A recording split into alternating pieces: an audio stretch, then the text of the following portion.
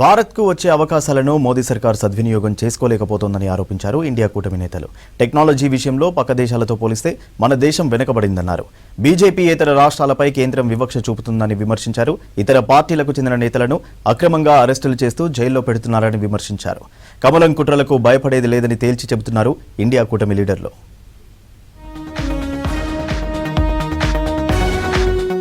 ప్రధాని Modi artificial intelligence టెక్నాలజీని అందిపుచ్చుకోవడం లేదని విమర్శించారు కాంగ్రెస్ అగ్రనేత రాహుల్ గాంధీ. డ్రోన్ టెక్నాలజీని వివరిస్తూ ఎక్స్లో ఓ వీడియో పోస్ట్ చేశారు. కొత్త సాంకేతికతను రూపొందించేందుకు మనకు బలమైన పునాది కావాలన్నారు. డ్రోన్లు యుద్ధ రంగంలో విప్లవాత్మక మార్పులు తెచ్చాయన్నారు. బ్యాటరీలు, మోటార్లు, ఆప్టికల్స్ జత చేయడంతో యుద్ధ భూమిలో కమ్యూనికేట్ అవుతాయన్నారు Rahul Gandhi. This thing completely revolutionizes how kinetic energy moves on the battlefield. So for example, if you compare this to a bullet can only move in a straight line, right? This can move up, down, left, right, backwards, it can stop in space. If you're comparing this to a tank shell can only move in a straight line. If you're comparing it to a missile can maneuver, but then a missile can't suddenly stop in the middle of the sky. A missile can't maneuver in such a sophisticated, complicated manner. Right? So this is literally a revolution, and the interesting thing about this. అమెరికాలో అక్రమంగా ఉంటున్న భారతీయులను స్వదేశానికి పంపడం భారత దౌత్యానికి ఓ పరీక్ష లాంటిదన్నారు Congress senior నేత చిదంబరం. అమెరికాలో భారత్ అక్రమ వలసదారుల విమానం కోసం ఆతృతగా ఎదురు చూస్తున్నారన్నారు. అక్కడి నుంచి బహిష్కరణకు గురైన వారి చేతులకు సంఖ్యలు, కాళ్లకు తాళ్లు కట్టి ఉంటాయా అనే సందేహాలు వస్తున్నాయన్నారు. ఇది భారత దౌత్యానికి పరీక్షగా మారిందంటూ ఎక్స్లో పోస్ట్ పెట్టారు చిదంబరం.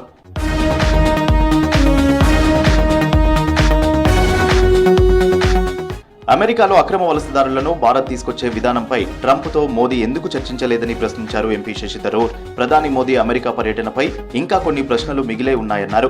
పార్టీ ప్రయోజనాల కంటే ప్రజల ప్రయోజనాలు ముఖ్యమన్నారు. పార్టీలకు అతీతంగా ఎవరు మంచి చేసినా తాను స్వాగతిస్తానన్నారు శశి థరూర్.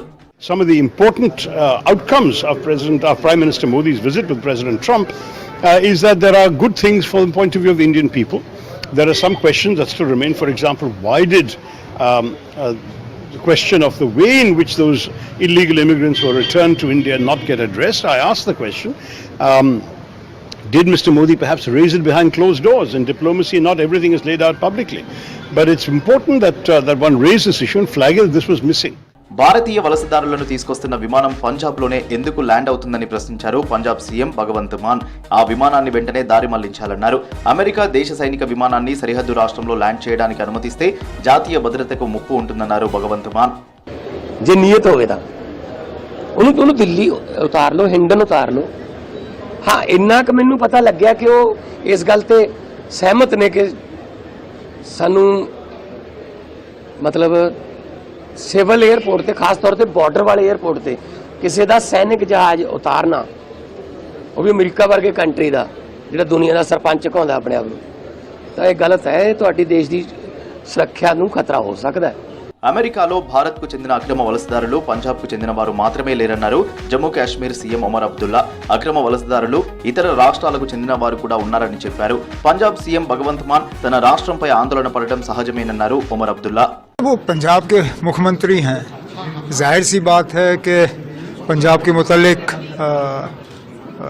वो चिंतित होंगे, बिलखसूस इस बात पे कि सिर्फ पंजाब के लोग ही अमेरिका से वापस नहीं भेजे जा रहे हैं, और भी रियासत हैं, और शायद पंजाब के मुकाबले दूसरी रियासतों की तादाद थोड़ी ज़्यादा है, लेकिन उसके बावजूद ये अमेरिकी जहाज़ जो हैं इनको अमृतसर में ही उतारा जा रहा है.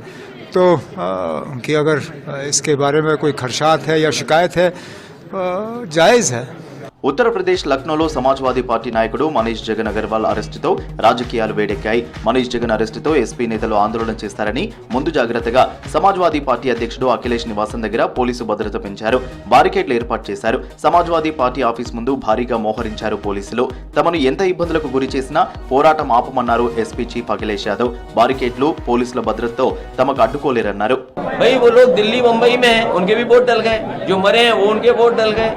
अधिकारी जात के आधार पे अधिकारी पोस्ट करोगे आप? सीओ एसओ कौन होगा, एसपी कौन होगा? बाहर के लोग अंदर कैसे थे? 1,500 से ज्यादा लोग अंदर आए थे.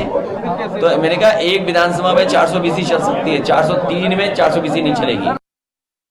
దేశంలో అన్ని వర్గాల ప్రజలకు సంక్షేమ పథకాలు అందించడంలో ప్రధాని మోదీ ఫెయిల్ అయ్యారని విమర్శించారు కాంగ్రెస్ కూటమి నేతలు. మతం ఆధారంగానే బీజేపీ ప్రభుత్వం ప్రజలకు న్యాయం చేస్తోందని ఆరోపించారు.